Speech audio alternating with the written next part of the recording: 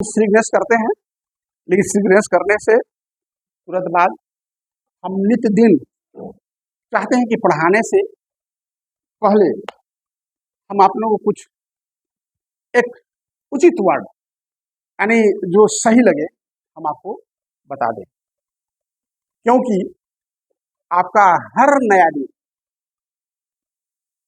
हर दिन, हर नया दिन, हर एक नया मौका है, हर एक नया दिन, हर एक नया मौका है अपने लक्ष्य के प्रति जाने के लिए। तो हर दिन को आप नया बनाइए। तो चलिए, कल 5 बजे मेल आया है भारतीय पुनर्वास परिषद नई दिल्ली से कि आपको जो शेड्यूल में है वो शेड्यूल प्रोग्राम करना है और अपने विद्यार्थियों के साथ करना है। तो बहुत कुछ पढ़ नहीं पाए, बहुत कुछ समझ नहीं पाए। एक बैक मेल में आज का हमारा सबसे पहले जो राष्ट्रीय गीत है, तो यह हम लोग मिल करके गाएंगे और आप सब खड़े हो जाएंगे अपने स्थान पर जो जहाँ हैं और इस राष्ट्रीय गीत को गाएंगे। इस गीत को गाने के लिए 1 सेकेंड और 1 मिनट 5 सेकेंड लगता है। इस गीत के बाद आपका क्लास शुरू हो जाएगा। जो आपका टॉपिक है हिस्टोरिकल पर्सपेक्टिव ऑफ डिसेबिलिटी हो जाएगा। तो आप इस चीज को देख लें। जिनको गाने आता है लय में गाएंगे, जो जहां बैठे हैं खड़े हो जाइए। तो चलिए हम शुरू करते हैं, जो जहां है वहीं से।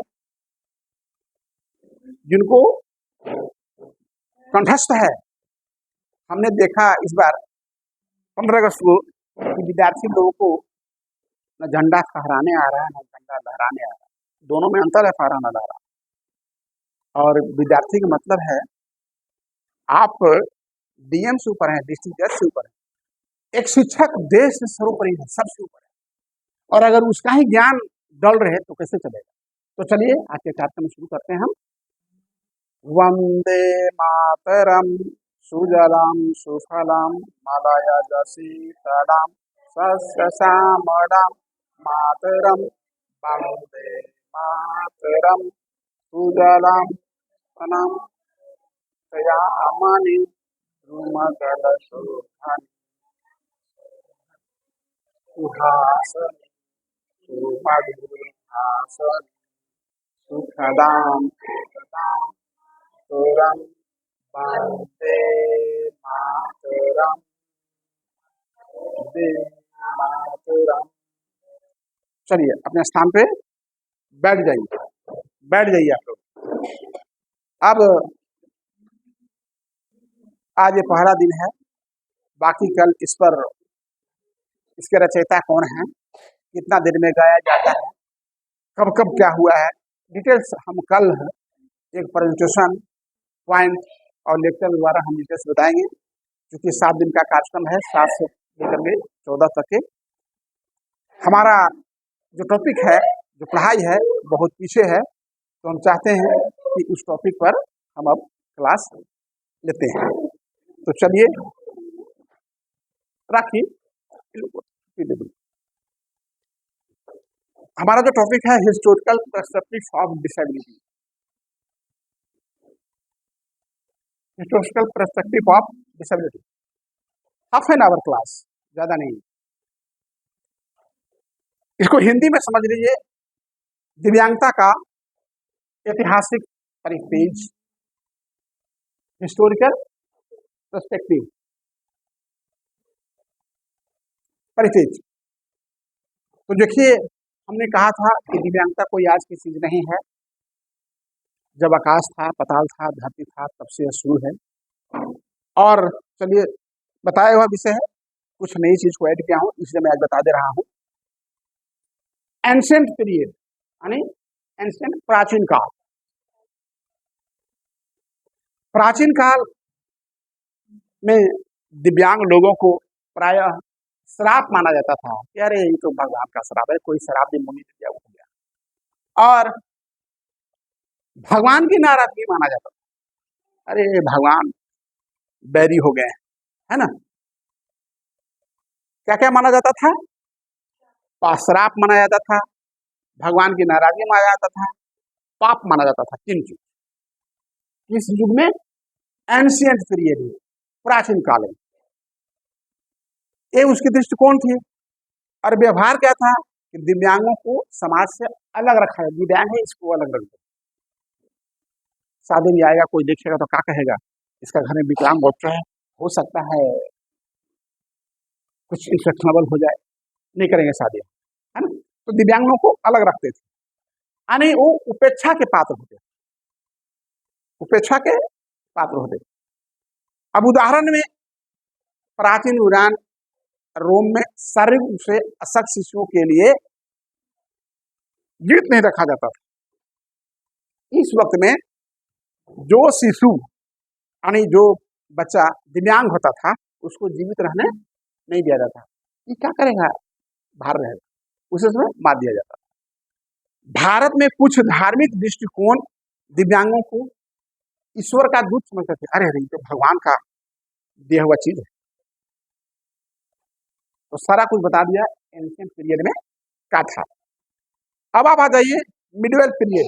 मिडिवल पीरियड, मिडिल पीरियड, उसको बोलते हैं मध्यकालीन, राइट। जो हिस्ट्री पढ़े हैं वो जानेंगे। तो मध्यकाल में क्या था कि दिव्यांगों को जादू टोना किया जाता था। अरे जादू टोना करो, हाँ ठीक हो जाएगा, है ना। और क्या, शैतान का प्रभाव, शैतान आ गया है ना। सब चीज हम लोग जानते हैं, बस उसको हम प्रिय हुए नहीं। और पाप का परिणाम, अरे जैसे माँ बाप के वैसे बचवा हुआ है, अभी भी लोग कहता है।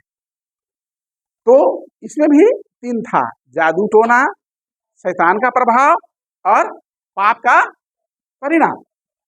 व्यवहार में क्या था, दिव्यांगों में क्या व्यवहार था लोगों का, तो इसमें भी समाज से लोग अलग रखते थे। और धार्मिक संस्थाओं या आश्रय गृह में रखते थे, जहां ऐसे लोगों का बनता था कि इसको देख रेख तुम करो, या मंदिर है तो वहीं मंदिर में छोड़ दो, सब सेवा करेगा, ठीक है। इसके बाद चर्च में, मंदिर में के माध्यम से सहायता दिया जाता था। चर्च है, मंदिर है, वहां जो पैसा आता है मंदिर में, इसको खर्चा में दो, दिव्यांग सब खाई पिएगा रहेगा। यानी चैरिटी था। क्या था, दया भाव था कि दया पर ये सब चलने वाला है। कोई अधिकार, समझ रहे हैं आप लोग।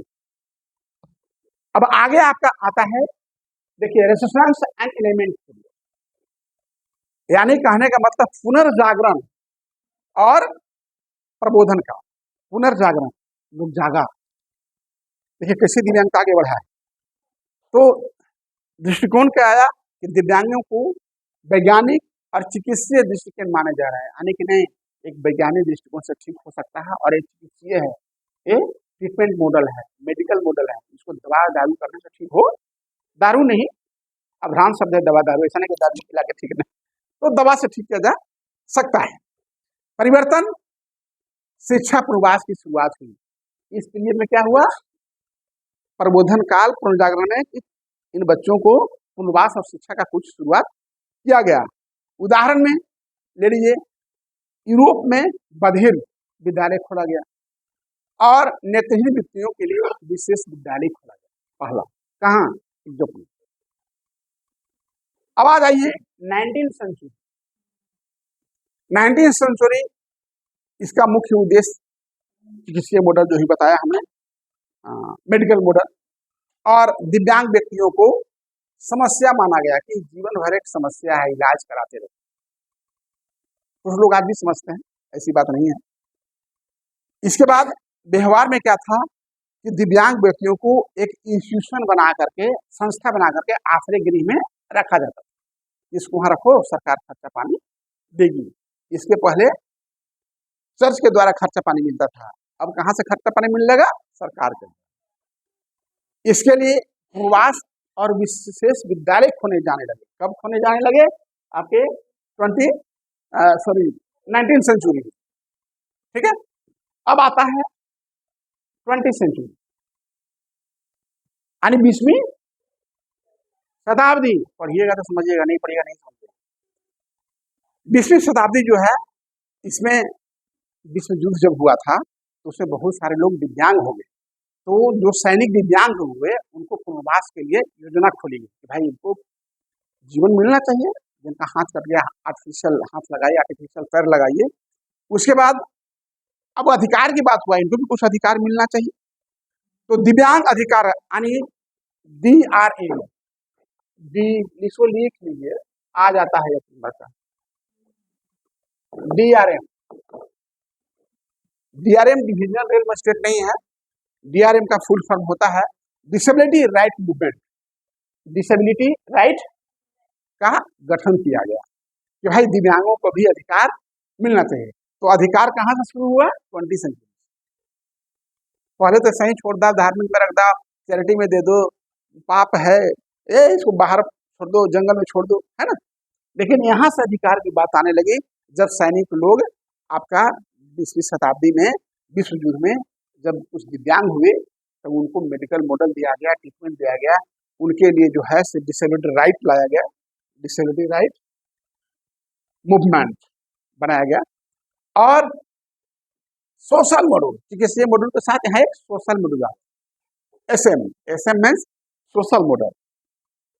ये भी हमारे समाज के एक अंग हैं। अब युद्ध नहीं लड़ सकते हैं, अन्य काम कर सकते हैं। अभिभावक अगर घर में दरवाजे पर बैठा भी हो तो बहुत बड़ा काम है, नहीं है, तो ये हमारे अभिभावक बन सकते हैं, है? इसके बाद इसी शताब्दी में क्वेश्चन आ जाएगा, इंक्लूसिव एजुकेशन कब चालू हुआ? तो इंक्लूसिव एजुकेशन 20 शताब्दी, ठीक है। तो समावेशी शिक्षा, इंक्लूसिव एजुकेशन की भी शुरुआत इसी 20 सेंचुरी में हुई है। अब आ गया मॉडर्न इरा। मॉडर्न इरा यानी 21 सेंचुरी जिसमें हम लोग चल रहे हैं। तो देखिए इसमें तो सब कुछ आप लोग मालूम है, फिर भी एक रास्ता बताते हैं ताकि आप रिकॉग्नाइज हो जाइए। मानवाधिकार दृष्टिकोण आ गया। मानवाधिकार दृष्टिकोण, मानवाधिकार कि भाई दिव्यांगता को अब मानवाधिकारों का मुद्दा माना जाता है, मानवाधिकार है। इसके बाद UNCRPD हम कई बार पढ़ाए हैं, कोई बताइए UNCRPD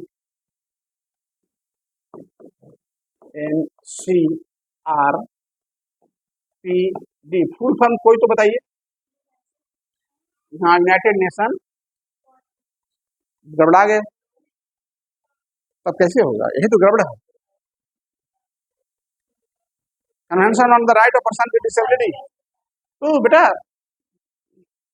कमांड रखो अपने पर, 1000 बार बताए होंगे हम एक साल में, 1000 बार। तो क्या गया, United Nation convention on the right of person with disability आ गया। उसके बाद RPWD दिसंबर आ गया, डिसेबिलिटी आ गया। वर्तमान दृष्टिकोण में दिव्यांग व्यक्तियों का समाज में भागीदारी आ गया, समाज में उनको सम्मान मिलने लगा और उनके अधिकार, अवसर, सम्मान मिलना प्राप्त हो गया। तो 21 सेंचुरी में जो हमें अधिकार प्राप्त है वही अधिकार उन दिव्यांग लोगों को भी है। अब एक हम समरी तालिका के रूप में आपको हम बता दें, ठीक है भाई। प्राचीन काल में क्या था?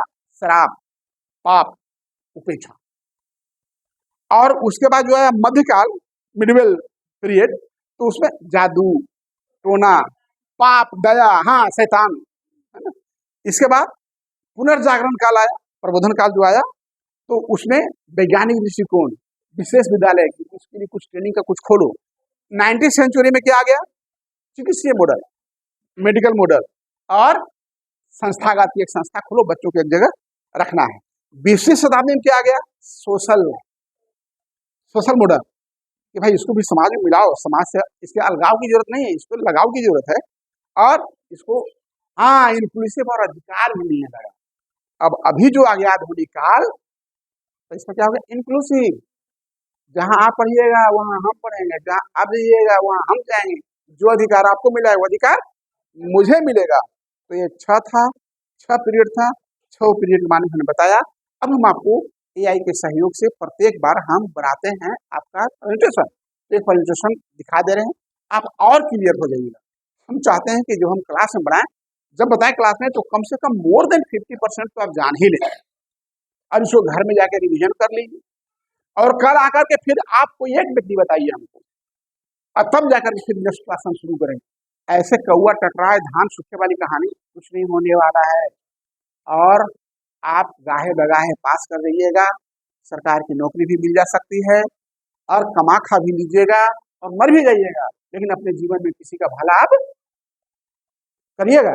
नहीं, कब भला करिएगा? जब आपके पास इस फील्ड का पूर्ण ज्ञान होगा। तो चलिए हम आते हैं और आज का अपना जो हमारा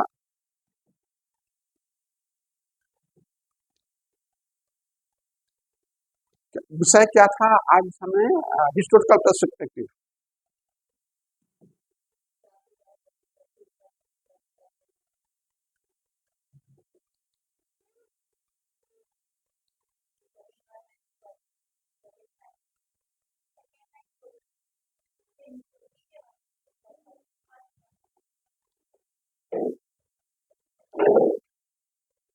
देखिए, ये इसलिए कि हम बताए, कोई समझा, कोई नहीं समझा, 4 बार वो देखेगा मोबाइल को।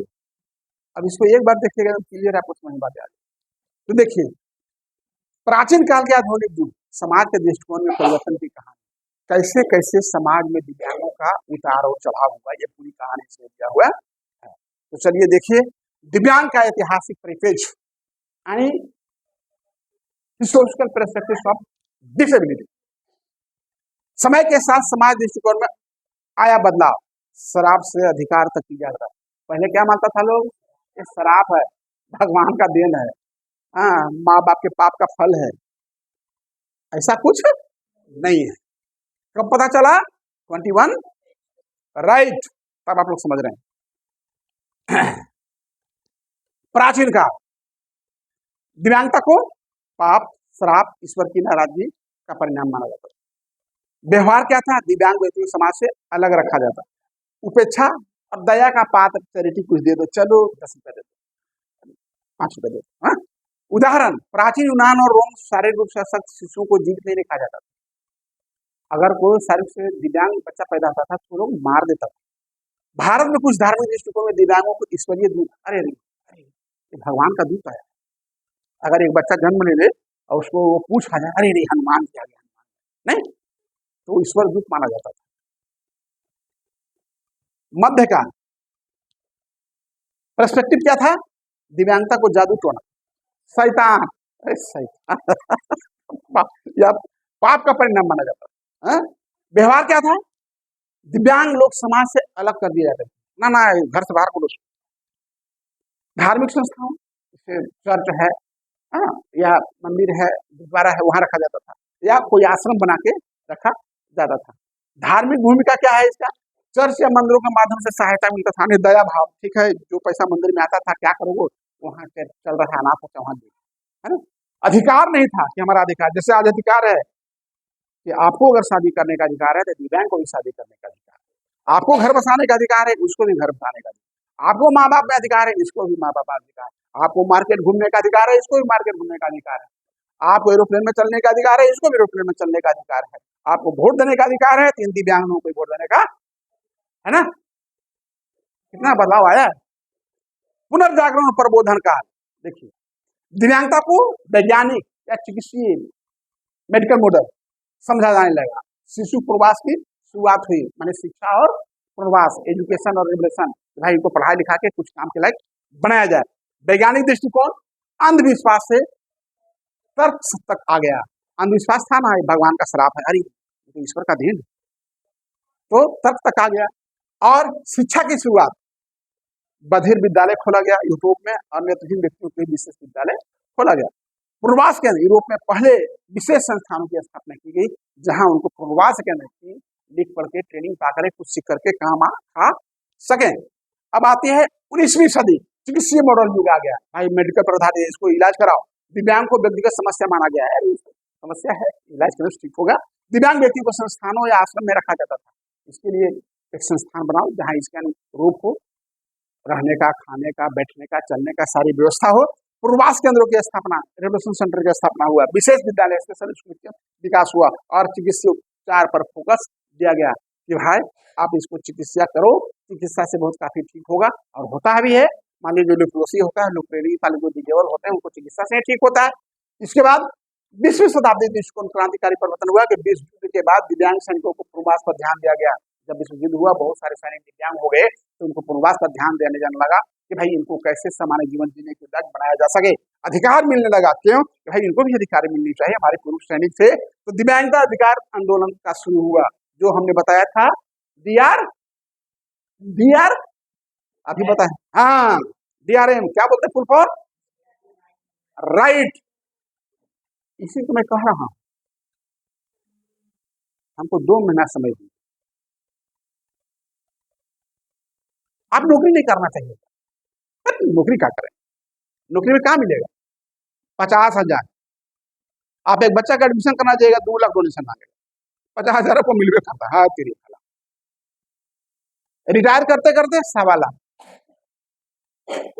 आपका जिंदगी 1.25 लाख है? क्या बात करें, जिंदगी अनमोल है यार, अरबों खरबों की जिंदगी है, कोई गिनती नहीं है। लेकिन हाँ, चूर चूर करके एक एक एकदम ज्ञान रखना होगा, समझे? तो देखिए, इसके बाद मॉडल परिवर्तन, चिकित्सीय मॉडल सामाजिक मॉडल की ओर आ गया। चिकित्सीय था, अब सोशल, इनको सोशल अधिकार दीजिए। अब समावेशी शिक्षा, नाउएडेज एक इंक्लूसिव एजुकेशन की अवधारणा आ गया कि भाई जहां आप पढ़ेंगे वहीं हम पढ़ेंगे, जो आप करेंगे वहीं हम करेंगे, सारी सुविधाएं हमको हमारा संविधान ने दे दिया है। आधुनिक काल 21वीं सदी, मानवाधिकार, जिसको दिव्यांगता मानवाधिकारों का मुद्दा माना गया, यूएनसीआरपीडी, फिर कारपोरेशन का दिए, रट गई है का उल्टा के, कौन उल्टा पढ़ा दिया तुम बोलिए? और हमारे सामने उल्टा बोल रही है। संयुक्त राष्ट्र ने दिव्यांगों अधिकार को अंतर्राष्ट्रीय मान्यता दे दिया। समान भागीदारी, इक्वल अपॉर्चुनिटी, दिव्यांग व्यक्ति को समाज समान अधिकार, भागीदारी, अधिकार समान दिया गया।